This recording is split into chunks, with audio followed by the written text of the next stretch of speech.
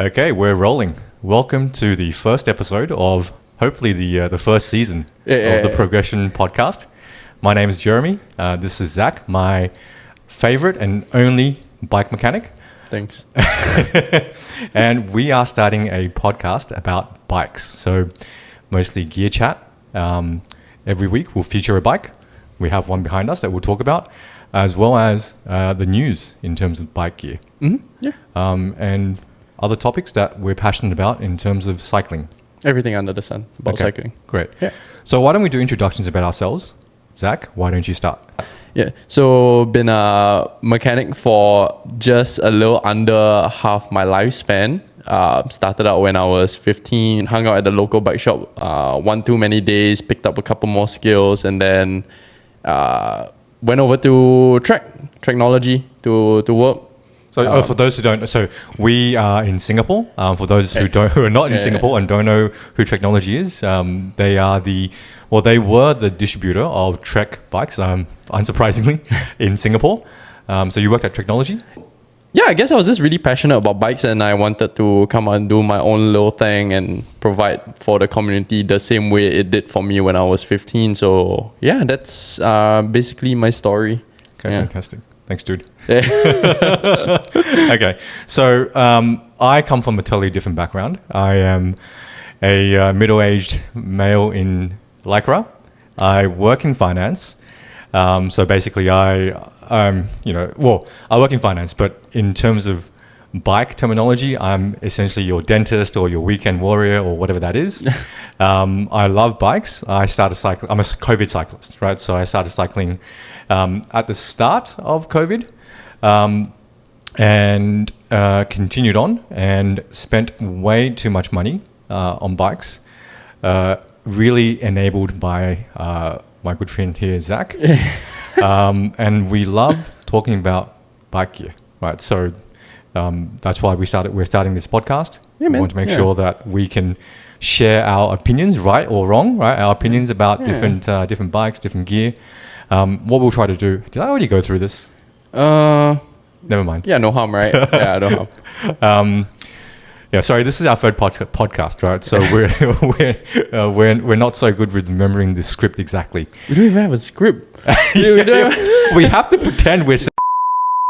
All right. So because this is our third podcast and we both have day jobs, we are going to be doing this podcast every 2 weeks at the beginning, and we'll see how we go and if we can bring you weekly podcasts as well.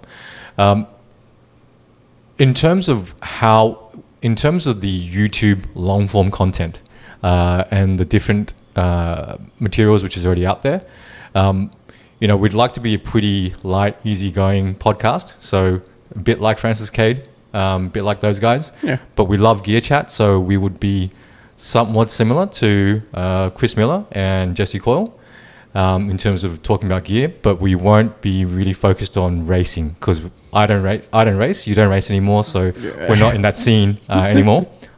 And there's a local YouTuber who we both like a lot, Oompa Loompa, who interviews people for their bikes. We won't be interviewing people, but we will want to try to feature a bike every 2 weeks. All right, so this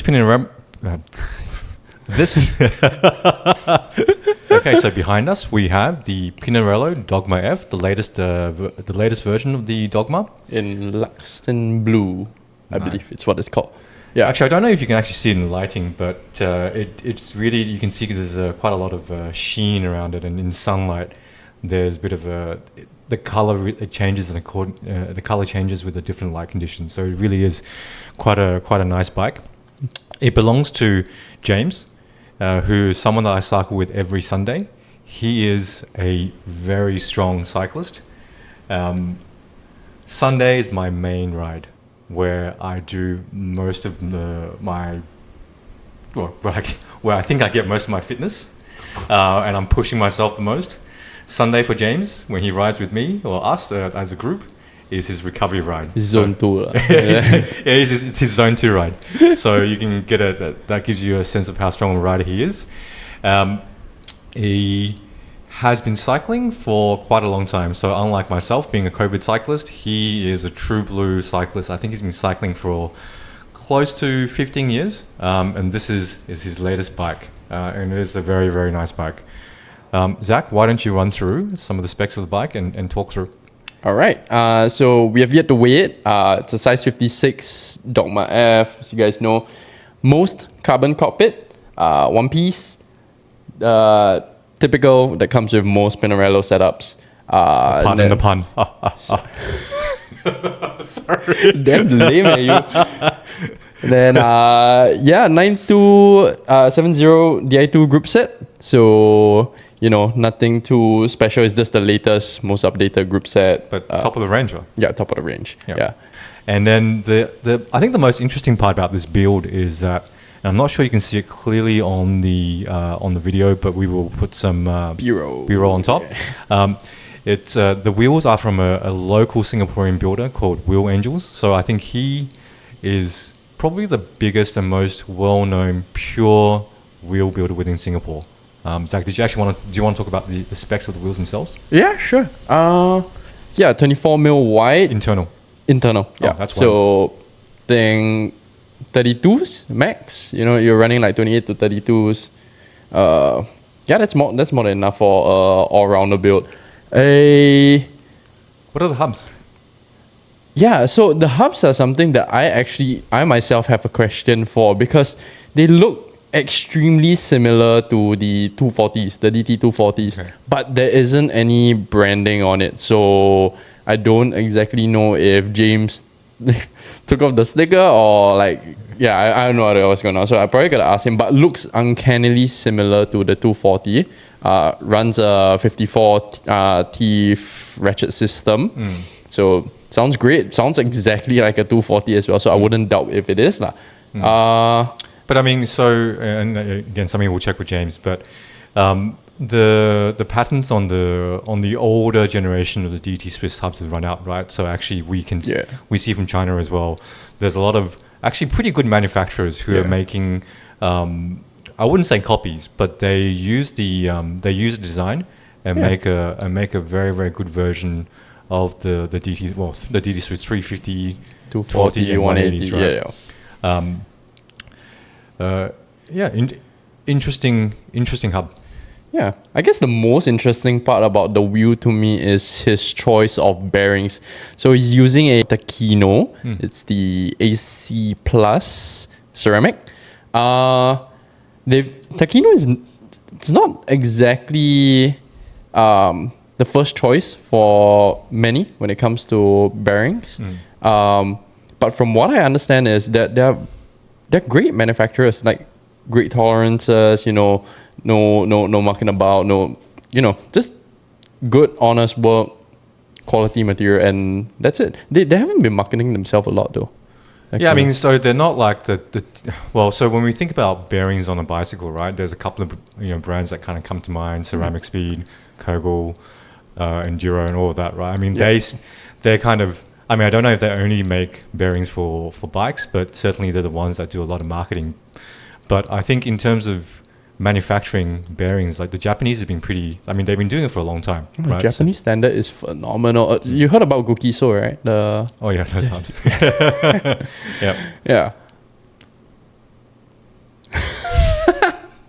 Yeah. So instead of the conventional 24 hole count setup for this brake rims, he has gone for 2020. So cut down a little on weight. Pretty surprised at how it's holding up, considering our road conditions isn't. Okay, so I just for context, I gave Zach a very a dirty, because Singaporeans complaining about their road conditions. It's very, very on brand, because Singaporeans I think are quite spoiled, and there's I think the contextual point is that certainly roads are worse in other countries. For sure. But we pay a lot of tax. So you pay a lot of tax. See, call me in 4K for tax evasion. No, but we pay quite a fair bit, right? The road outside your house has been under construction for the past don't know however long already, and that lane is still not done. Okay, so for everyone's context, Singapore, in short, Singapore has very low income taxes, but very high consumption taxes. And road taxes are fairly expensive. So Zach expects to get pristine roads for his hard-earned road tax dollars. Yeah, but maybe you can help us with the context, right? Because as someone who doesn't really know how many, because you mentioned a couple of things, right? You mentioned the number of spokes. You also mentioned disc brake wheels, right? And I imagine that for different disciplines, there'll be different hole counts. So maybe you can run through that for us. So typically for rim brakes, 2024, that's the standard, the more being the rear. Yeah. And then now we have a lot of disc brake builds, which is 24. Yep. You can spec up and down to however you like for it to perform. So more spokes, more weight, but that can handle more stress. That's the typical low down. Gravel also depending, you're doing like single tracks and whatnot. So 28, and then for mountain bikes is 32. Yeah. Okay. Good. That's helpful. Baseline. Okay. Baseline. So if you're doing a custom wheel build, now you know how many holes to ask for. Yeah. I mean, you could do 20 for mountain bike as well, but you'd just be asking for trouble. Okay. Okay. So we covered the wheel set. Yeah. Why don't we talk about the frame set? You had the chance to ride the bike a little bit, and I'm sure you've done other Pinarellos as well, right? So talk to us about, obviously Pinarello has a pretty premium, is a premium brand. Yeah. Right? How is it compared to other premium brands? So the likes of, when we talk about Specialized, I guess it'd be the S-Works frames, or the high-end Trek frames, the Cervelos, like all the high-end brands. Like, how does Pinarello compare? Oh, and of course, it's Italian stablemate Colnago, right? How does it compare? Honestly, well, I hope you're always honest, Zach. yeah. A little lost for words because you hit a point where law of diminishing returns. So most of them, unfortunately, to my butt, feels really, really similar. Of course, they have their distinct differences. Like I could tell you that the F for this Pinarello F stands for fast. That's all it does. Compliance, meh. But all it does is just, go. Every torque, every Newton meter that you put into your cranks, that's what you get out of it. It doesn't shortchange you. So once you hit a certain point, the gains that you get or the feel becomes rather similar as well. Also depending on how you set up your bike. This is definitely on the aggressive side. Yeah. Aggressive geometry. Not just geometry, but the way the carbon is laid is a lot stiffer. I want to say a lot stiffer. I'm so sorry, but you can definitely feel the stiffness within. You just gotta ride it to know, man. Like, there's a couple of dirty jokes in there, Zach. No, it's something that you have to experience for yourself. I don't exactly have the widest vocabulary, so I really can't explain it that well. But it's something that you have to ride to understand.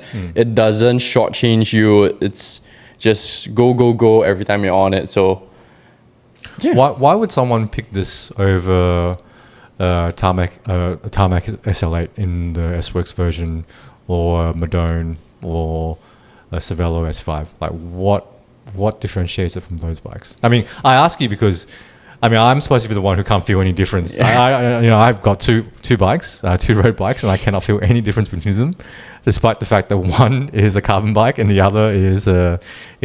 I lie a little bit. I can feel a difference, but not that much. But one's a titanium bike, right? So, but you're someone who has 50 bikes, and obviously, whenever someone brings in a bike for you to repair or to service, you have to give it a bit of a ride anyway to make sure that everything's kind of all well seated and that's the best part about the job.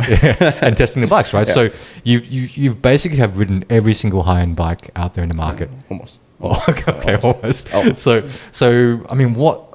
what makes this I mean, why don't we compare this to the market leader in terms of at least sales, right? Compare this to the SL8. What is the difference between this and the S-Works SL8 in terms of what the frame set? Distinct differences between this and the SL8. This one is definitely a fair bit stiffer than the SL8. Handling?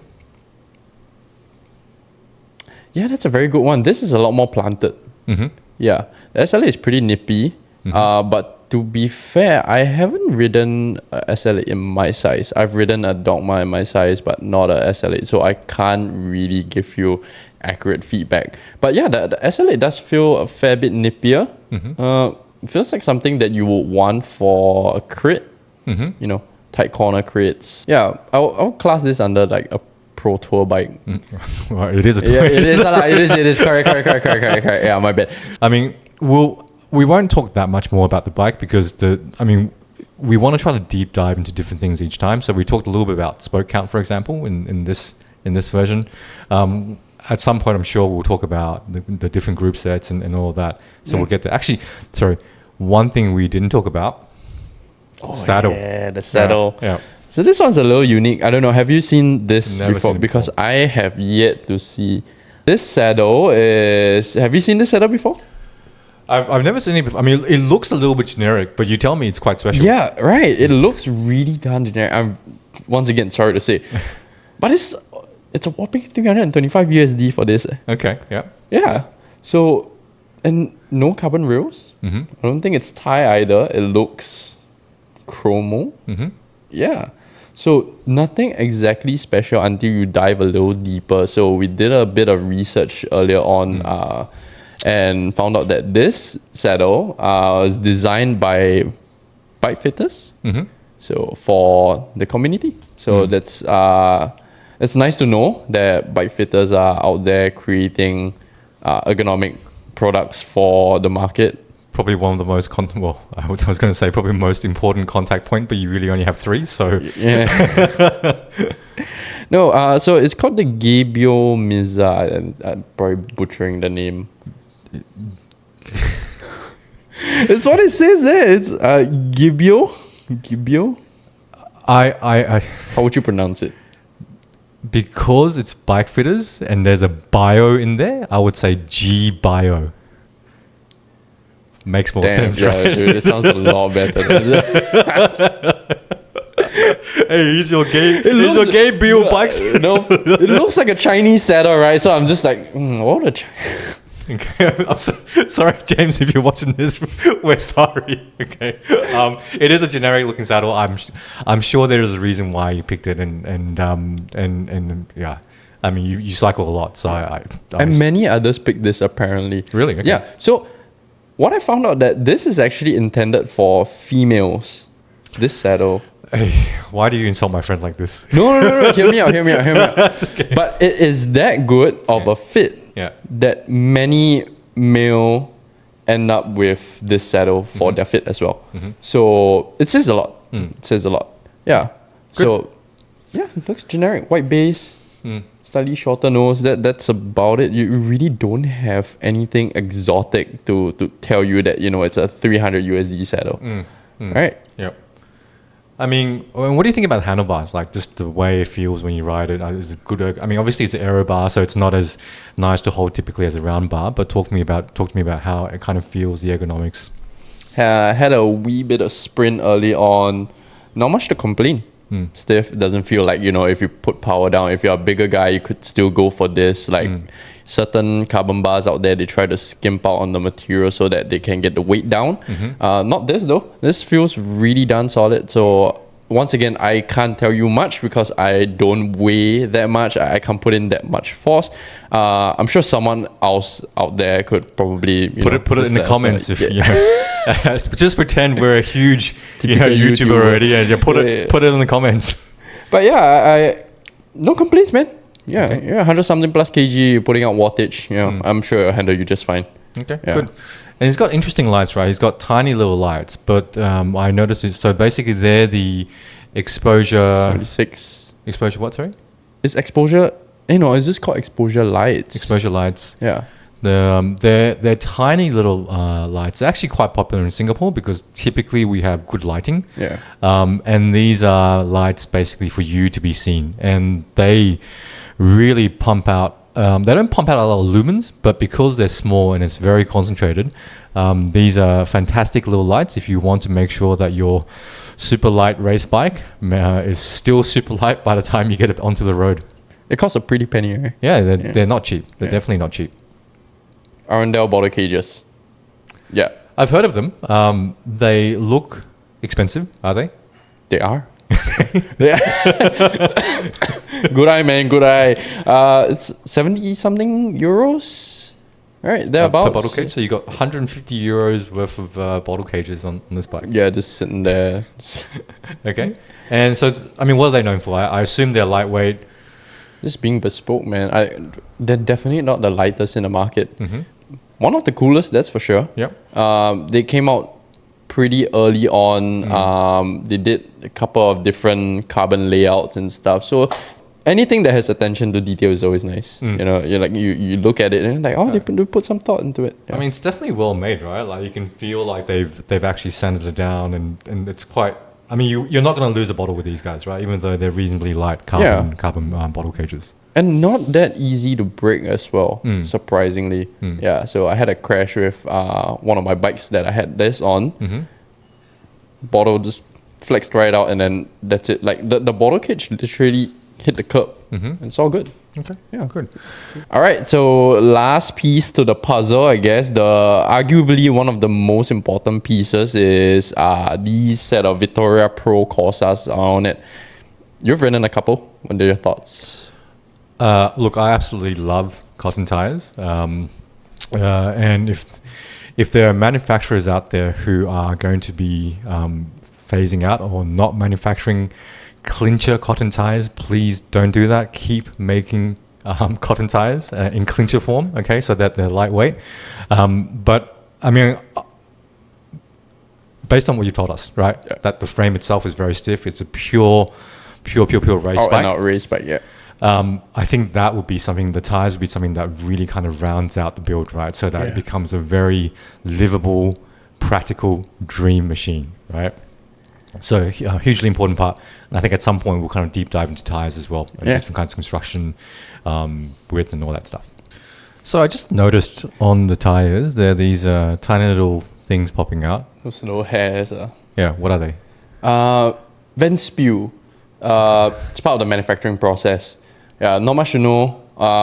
And all you really need to know is that you can cut it off if you want to. You don't have to cut it off if you don't want to. They kind of roll itself off after a while, so it doesn't cause any harm. So if you are one of those that want to run wider than recommended tire clearance for your frame, and it's rubbing ever so slightly, you know, sometimes they are a little longer, so you kind of hear it ticking off the frame. Just whatever you do, don't pluck it off, because you would damage wherever that part of the tire is.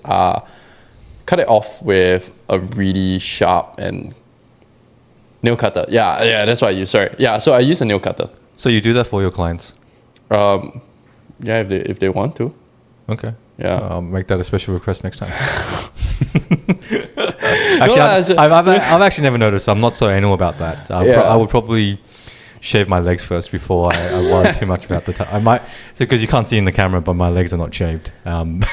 Yeah, but on that, I think Continental did try to wind test whether the hairs do cause aerodynamic disadvantage.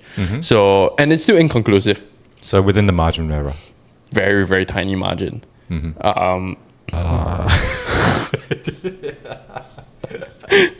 Okay, on to the news of the week. The biggest bike release this week, the Cannondale Synapse.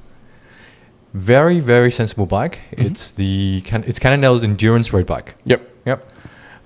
Zach, talk me through the specs. Yeah, so this 6th generation has a slacker angle by about 2 degrees. So it's slacker head angle? Head angle, correct. So a little more relaxed. better aerodynamics from what we can see and from what we heard, but I am not But sure. we cannot see aero. Yeah. Buy one, try it yourself. Yeah. Lighter weight. Yeah. So it's on the high end of 7 kilos, right? For the top end build with all the accessories. Yeah. Yeah. That's not bad. That's all right. Yeah. It's an endurance frame, eh? Yeah. It's not bad. Yeah. 42 mil wide clearance now. They updated their smart sense system, so it's no longer clunky or dying of battery half the time. Have yet to try out the new system. I heard it would be great. I would hope so. It's the second iteration that they are dealing with, so hopefully it's all good. God damn, 17,000 USD 啊！买不起啦。我操sia! You can put that into the bloopers. Okay, so we can talk through the components of SmartSense. There is a 800 lumen front light, which I think for road cycling is plenty. 150 lumen for the backlight, which actually also is plenty. Pretty bright as long as it's flashing. But it's got a Garmin made radar at the back along with the light. And this is for Francis Cade. If you get the top spec, the Lab 71, and that comes with a 1x tram, that battery that's inside the frame as part of SmartSense will charge your rear derailleur, which I think is pretty sick. Pretty smart. Yeah. There you go. Pretty smart. So I mean, for me, when the last iteration came out and they had SmartSense, I thought it was a pretty good idea, but I guess the execution was poor and there were quite a few complaints about it. But from the sounds of things here, I mean, it looks pretty good and it looks like a pretty smart system. Yeah, hopefully, man. And if it's all fine and dandy, then it's honestly a very practical and sensible bike. Yeah. Down tube storage with both for enough space for you to keep your spares. Yep. And also that's where the battery sits. So it no longer sits outside like the last iteration. It looks on the surface to be well integrated bike. But Cannondale is something that you can build up, right? You can source and build up for sure for progression bikes. And while we're on the subject of new frames, Windspace T1600. Okay, that came out last week. Yeah. Okay, interesting frame. Well, I say interesting. It is an interesting design. It is. Why are you downplaying it? It is. It's an interesting design. I mean, we'll put some B-roll up, but essentially it has like the Madone. It has a. Actually, it's not like the Madone. So maybe a little closer to the what's the Pinarello frame that X? Yeah. So it's got a hole in the down tube, or it's got something in that area, right? That rear diffuser fins, whatever you call it, lah. Yeah. So I think if you look at the design, it looks a bit more like the Seika Spear. Oh yeah. Rather than. I mean, that's to me that's an interesting topic, right? Because if you look at all the bikes which have been released with a feature in that area, first was the Madone, which I mean they took the risk, but it came out to much, I guess, online disdain, right, for the for the frame. But at the same time, Seika released the Seika Spear, which had a similar feature, so fins around that area. Seat stay vents, whatever you call it. Yeah, and Seika did the wind tunnel testing as well, right? So you had two brands, one from China, one from the US, both coming up with features, aero features within that area. So to me, clearly they would have, because they've come out at the same time, would have developed that independently. And then you have about a month ago, I'd say, Elves releasing their aero bike, the Faleth, with probably what I would say would be the spiritual successor to the real Madone, as opposed to what we see now, which is the all-rounder bike. Yeah. But that was much later, and obviously this Windspace is obviously much later as well.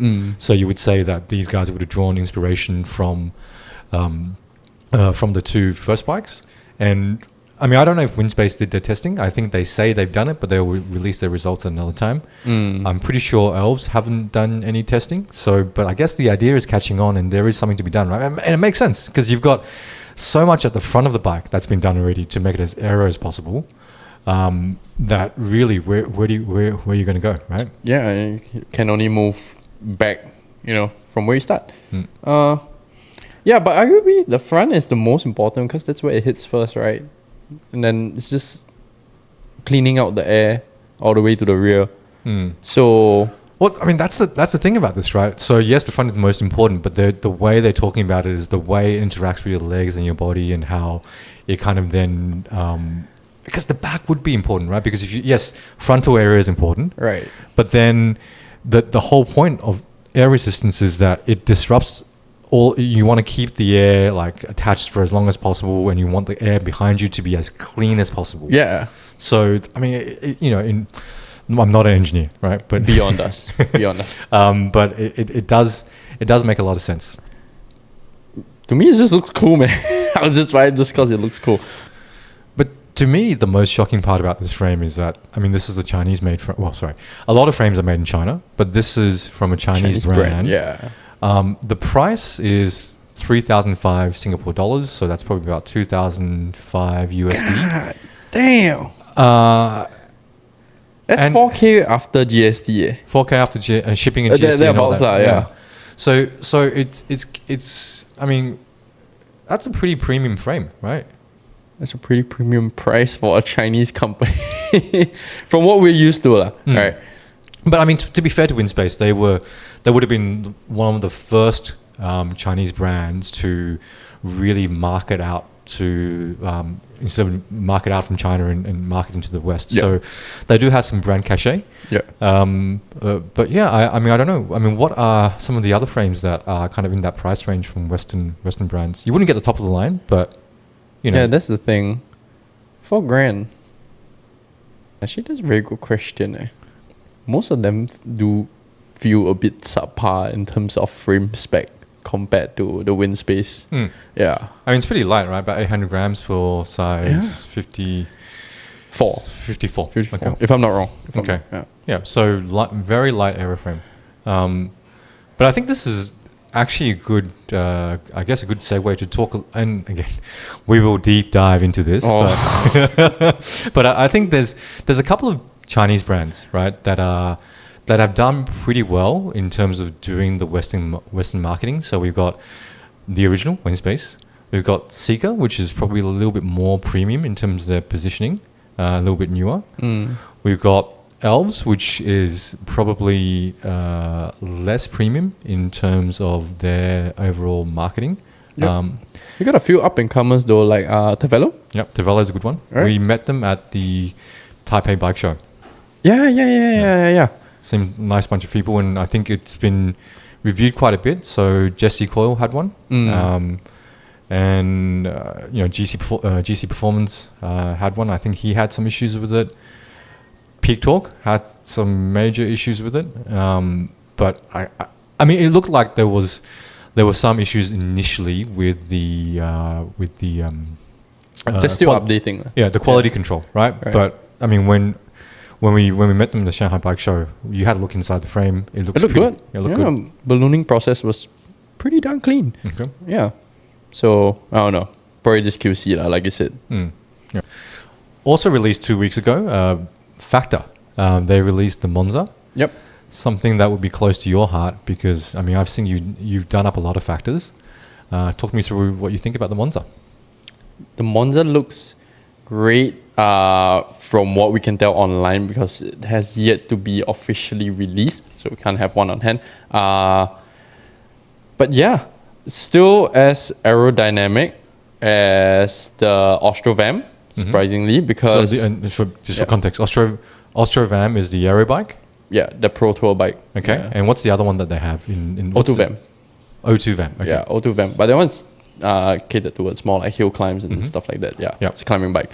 But yeah, the Monza fits right in the middle. It's not a direct competitor to either of the two, just like how the Y1 RS sits alongside the all-rounders, the V5 RS and the C68. Yeah. But I mean, I think this is meant to be slightly less premium in terms of the market positioning, right? Yeah, and a tad more practical. And the geometry's changed a bit, right? Yeah. 1 centimeter taller stack height. And then 5 mil 5 mil shorter reach. Yep. On most sizes, right? That's the change. Yeah, I think across all boards. But I mean, I think some of the cycling media kind of made that point, but I mean, I don't know. Is that a material difference in terms of bike fit? If you had both of them side by side, you definitely feel the difference. 1 centimeter taller in stack height is quite a lot. Yeah, it does quite a lot. Shorter reach, so you'll be a lot more relaxed. Bike will handle a little nippier, just that little bit. Yeah. But heavier frame and slightly cheaper. Yeah. I think the game is to bring it to a wider audience, the working layman lah, not one that is looking for an out and out race bike, but the ones that after 9 to 5 you just want to hit a 2-hour ride, nothing too crazy. I mean, I smirked at you because I think it's still pretty expensive, right? So it's not something that you would just make a decision on easily. It's still pretty, as factors go, obviously it's a bit cheaper, but I think in terms of the overall kind of road bike scene, it's still or the different models you can get, it's still not a cheap bike. How much does the frame cost? I think I'm not sure about the frame, but the full setup is $9,000. Yeah. With which group set? Blacking 45 wheel set, and for group set, I think you can choose between Ultegra and Force. So it's not cheap, but very reasonable for a factor, right? So yeah, there you go. Yeah. Okay. Yeah. So I mean, and how do you think that will do in Singapore? Because I think Singapore is a very different market, right? In terms of bikes, like people tend to, and it's a very kind of I say bipolar, not in relation to mental health, but in terms of the distribution, right? You either have people who really don't care about the bike that they're riding, and they would be happy riding a old banged up rim brake. You're talking about my bike? You see my Cannondale this morning, right? Talking shit, right? Well, I mean, and there are others, right? I think, and you see that a lot more in Australia, right? If you go cycling in Australia, the people Australians are fit, right? And they just smash all the hill climbs. I mean, when I was riding in Australia, I brought my bike and I was just getting overtaken by everyone, even though I had arguably a nicer bike, right? So people who kind of in Singapore within that distribution range, not so many, or people who really care about their bikes, right, and really go for the premium stuff. It's a diverse group out there. Yeah, but nothing really in between, right? So you have Factor, which came in, and they came to Singapore really hot, right? Like there was a moment in time where no one had Factors, and then everyone had a Factor. Everyone had a Factor, right? Like this was the it bike, probably about 2 years ago, 2 years ago, and that's on the back of the marketing, right? Like it's just a really premium brand, and Singaporeans, I think, really like that market positioning. But how do you think having I'm putting air quotes, lower end Factor, how do you think that would do in Singapore? Honestly, I have no idea, dude. And you'll probably agree with me because our market is pretty volatile. One moment everyone is just looking at entry level bikes. At one point in time, like sub 2K, as long as it gets me going and exercising, then they're good. And then next thing you know, everyone's looking for $20,000 setups. Yeah. So, well, I think you're describing the beginning of COVID, right? And then the end of COVID, where everyone's got their fitness up and they're like, yeah, I really want to blow some cash on a nice bike, right? And that's actually when Factor came in, right? It was kind of towards the tail end. Yeah. They positioned themselves pretty well. Timing was great. Impeccable. Yep. Oh, shit. Are you having a cramp? Yes. I think you're gonna have to go. Okay, I got you.